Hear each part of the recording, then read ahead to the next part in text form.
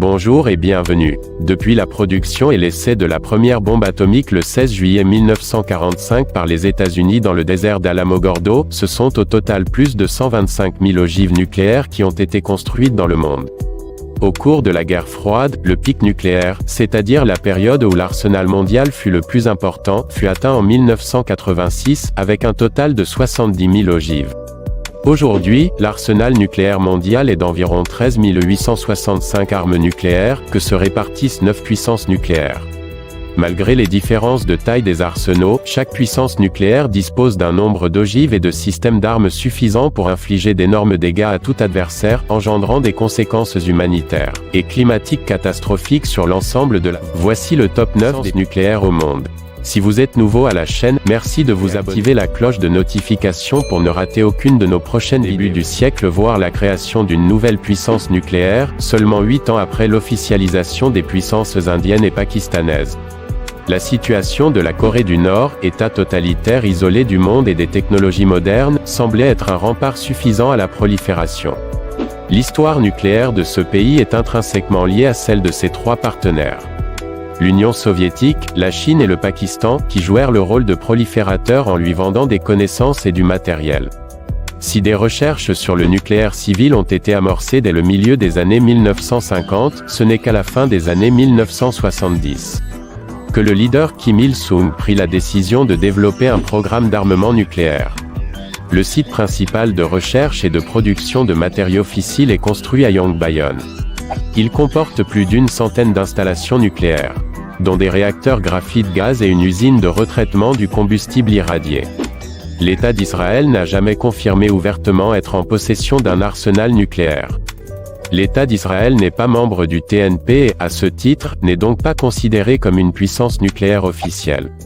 A contrario, il n'enfreint aucune règle internationale puisque rien ne lui interdit de posséder un armement nucléaire, à la différence de l'Iran, par exemple, signataire du TNP, le traité sur la non-prolifération des armes nucléaires, en 1970.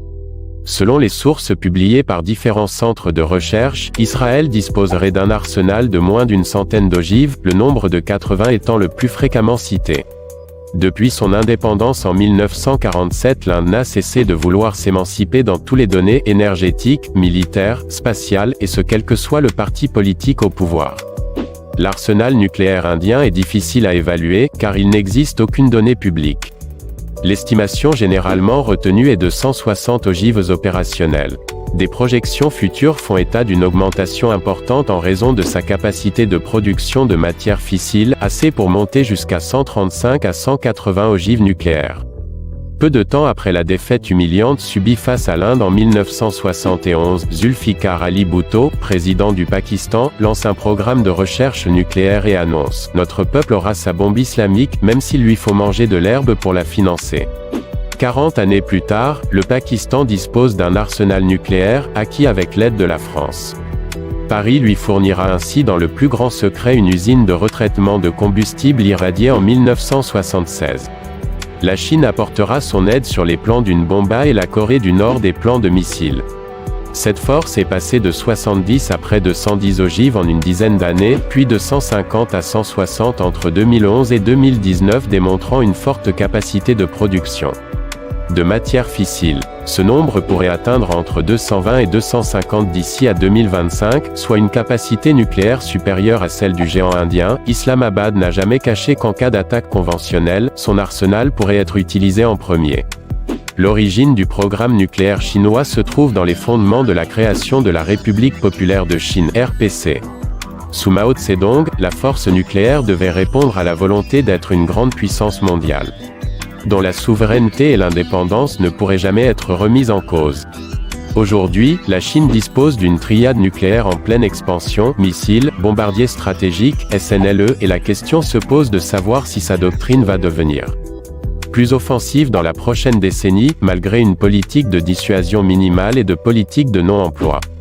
La Chine est en effet la seule puissance nucléaire officielle qui augmente la taille de son arsenal et à ne pas avoir procédé à des mesures unilatérales de désarmement. La dimension exacte de son arsenal est difficile à estimer, mais généralement celui-ci est évalué à 260 armes nucléaires déployées, sachant que la taille de la réserve reste inconnue.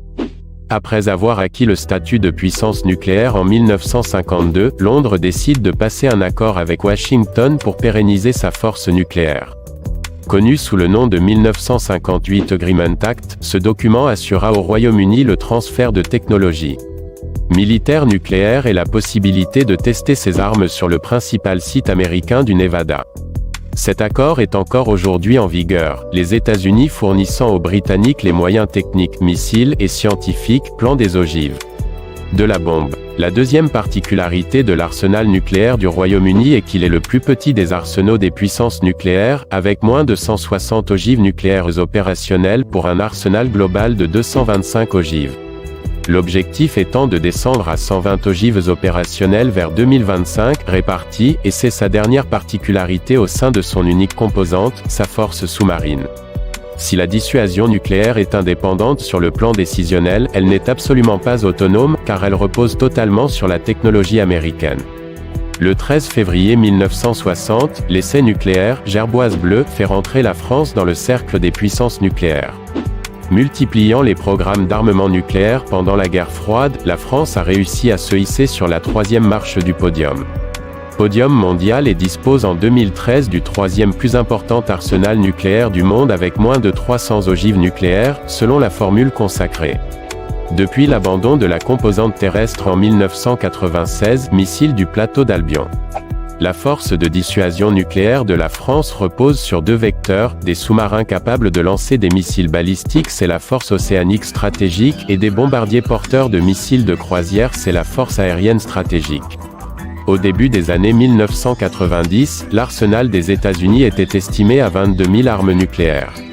Les différents traités bilatéraux de désarmement conclus avec la Russie ont permis, 25 ans plus tard, sa réduction de près de 60%.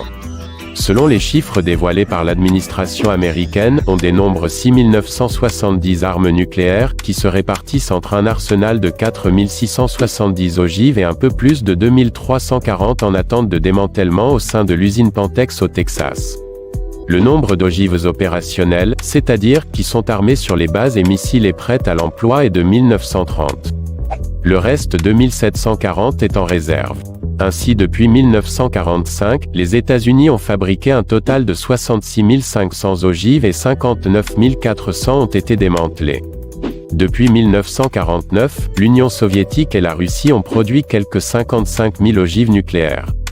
La Russie est au milieu d'une transformation majeure de son arsenal impliquant une diminution de la quantité de son armement et de ses systèmes pour privilégier un arsenal plus moderne. La Russie ne publie que très peu d'informations sur la taille de son arsenal. Mais sur la base des déclarations faites par des Russes, cet arsenal est à 7 800 ogives, qui se répartissent entre 1 800 ogives stratégiques. Un arsenal plus moderne, déployé au sein des bases militaires, ce nombre ayant augmenté de 200 en quelques années et 700 en réserve, plus près de 2000 ogives tactiques. À cela se rajoutent 2 800 ogives en attente de démantèlement.